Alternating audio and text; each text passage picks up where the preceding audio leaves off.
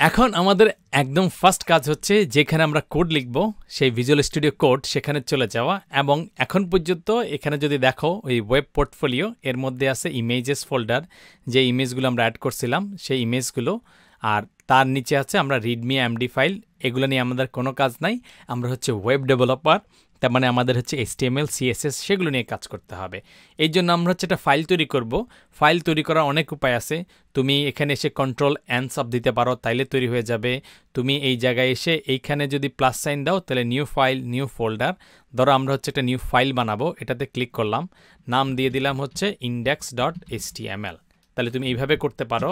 যদি এইভাবে করতে না চাও এখানে এসে Ctrl+N চাপ দিতে পারো, তারপর এটাকে সেভ করে ফেলো এবং এটা ওই বাই ডিফল্ট দেখবা যে প্রজেক্টস ওয়েব পোর্টফোলিও ওখানেই আসবে। এটার নাম দিয়ে দাও হচ্ছে index.html। আচ্ছা, করলা যেহেতু HTML এই জন্য তুমি ওই যে এক্সক্লেমেটরি চেইন দিয়ে এই এক্সক্লেমেটরি সাইনের পরে ট্যাব দিয়ে দিলা এবং তুমি তোমার ওয়েবসাইটের টাইটেল যেটা দিতে চাও, ধরো আমরা এখানে বন্ধ করে দিলাম, যে তুমি তোমার নাম দিয়ে দিবা যে মাই ওয়েবসাইট বা কিছু একটা। ধরো আমি লিখলাম হচ্ছে ঝংকার ওয়েবসাইট, বা আমি লিখলাম ঝংকার ওয়েব ডেভেলপার, এটা করে দিলাম, সেভ করে নিলাম। তাহলে এই বেসিক জিনিসটা আমার দাঁড়ায় গেল। এবং এরপরে তুমি যেহেতু অনেকগুলো স্টাইল লিখবা, তুমি আরেকটা ফাইল তৈরি করে নাও, সেখানে আমরা স্টাইল সেভ করব। তো এটাকে Ctrl+S চাপ দিলাম, আমাদেরকে বলবো আমরা কী হিসেবে সেভ করতে চাই, আমরা বললাম যে style.css, এটাই হচ্ছে আমরা তৈরি করে ফেললাম। তো style.css এ আপাতত কিছু নাই, তুমি বেসিক একটা জিনিস দিতে পারো, সেটা আমরা হয়তো একটু পরে দিব।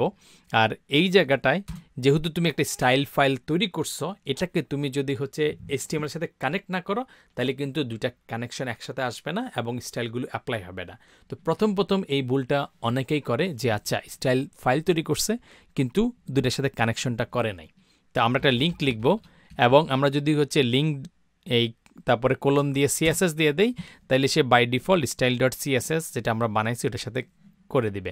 তুমি যদি অন্য নাম দিয়ে ফাইল তৈরি করে থাকো তাহলে এখানে জাস্ট নামটা চেঞ্জ করে দাও, আর কিছু না। তো আমরা সেভ করলাম, এই জিনিসটার সাথেও কানেকশন হয়ে গেছে।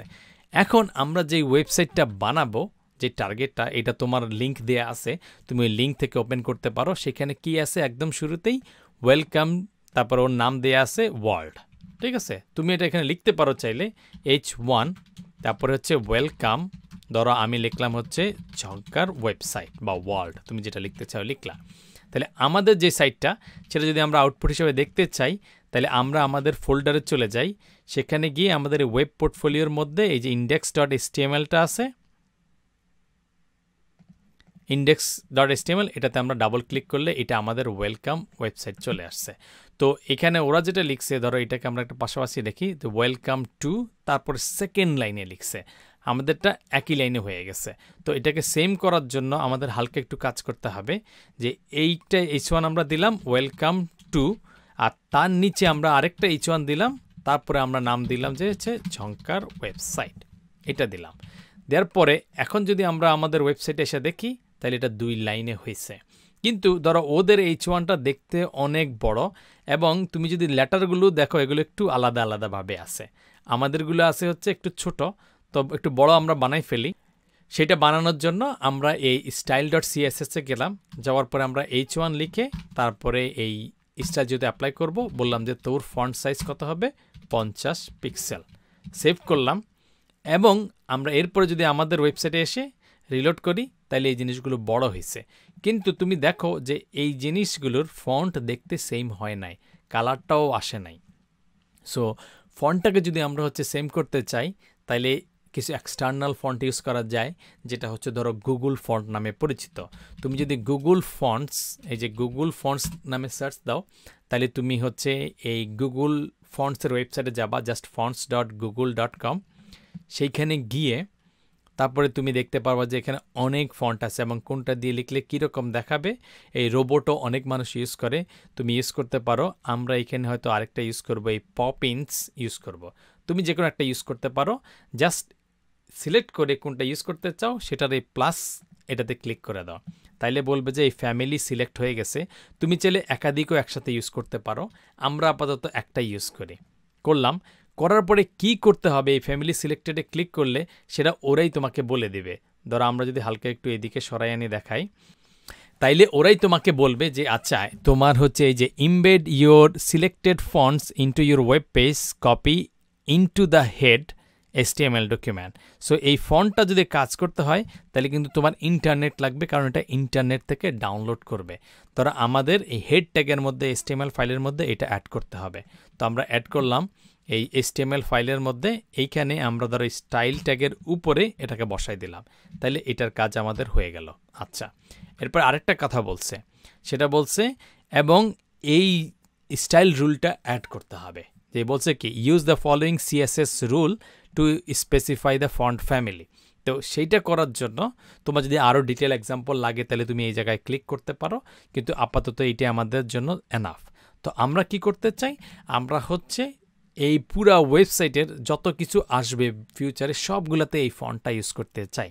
তাইলে আমরা কি করব, এই স্টাইলে গিয়ে বলবো যে বডি ট্যাগ, মানে বডি হচ্ছে তোমার সব HTML আমরা যা লিখবো সব কিছু কিন্তু আমাদের এই বডি ট্যাগের মধ্যে থাকবে। সো আমরা যত হচ্ছে HTML লিখবো সব কিছু কিন্তু এই বডি ট্যাগের ভিতরে আসবে।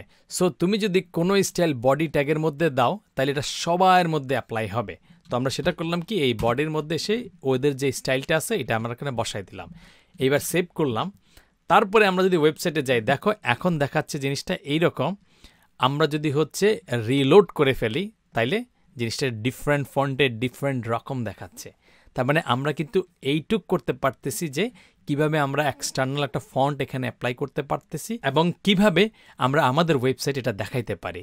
সো নেম রিলেটেড হালকার একটু কাজ আছে, ওরা কি করছে এখানে একটা ডিফারেন্ট কালার দিয়ে দিয়েছে নামের মধ্যে, আমরা কিন্তু এখনও দেই নাই। তো এরটুক আমরা এই ভিডিওতে শেষ করে ফেলি। তো সেটা করার জন্য তুমি দেখো এইখানে পুরো জিনিসটা আছে, কিন্তু তার মধ্যে এই অংশটুকু শুধুমাত্র স্টাইল করছে। তো এই জিনিসটা আমরা CSS মডিউলে কিন্তু দেখছিলাম যে তুমি যদি শুধু একটা নাম বা একাধিক প্যারাগ্রাফ, তুমি যদি তোমার নামের একাধিক ওয়ার্ড লেখো, যে ফার্স্ট নেম লাস্ট নেম বা আরও কিছু লেখো, মাদার্স নেম ফাদার্স নেম দাদার নেম 14 গোষ্ঠীর নেম লেখো, যত কিছু তুমি কালার করতে চাও সেটাকে আমরা একটা স্প্যান ট্যাগের মধ্যে রাখবো। তো সেটা করার জন্য আমরা এটাকে কেটে নিলাম Ctrl+X দিয়ে, তারপরে স্প্যান ট্যাগের ভিতরে লিখলাম এবং এখানে আমরা একটা ক্লাস নেম লিখলাম। আপাতত আমাদের যেই নামে লিখলে চলে সেটা একটা লিখলাম, যে হচ্ছে ধরো নেম হাইলাইট। আপাতত এটা লিখলাম, লিখার পরে আমরা এটাকে একটা স্টাইল দিব, ক্লাস নেম হচ্ছে নেম হাইলাইট। এবং তুমি জানো যে কিভাবে একটা ক্লাস স্টাইল দিতে হয়, জাস্ট ডট লিখতে হয়, তারপরে ক্লাসের নাম নেম হাইলাইট। এরপরে তুমি বলে দাও যে এটার কালার এই ক্লাস যার মধ্যে থাকবে তার কালার করে দাও কমলা কালার, মানে অরেঞ্জ কালার। এটাকে সেভ করো।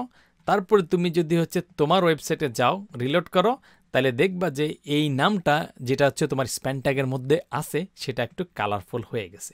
তার মানে এই ভিডিওতে আমরা সিম্পলভাবে কয়েকটা কাজ করছি। আমরা HTML বানাইছি, CSS বানাইছি, বানাই HTML এর মধ্যে একটা ফন্ট নিছি, এটাকে ইন্টিগ্রেট করছি, আমরা একটা ছোট পার্ট লিখে ফেলছি এবং একটা নামের অংশটাকে হচ্ছে হাইলাইট করে ফেলছি। তো এটা ছিল সিম্পল কাজগুলো। এই ভিডিওটা আপাতত এখানেই শেষ, দেখা হবে নেক্সট ভিডিওতে।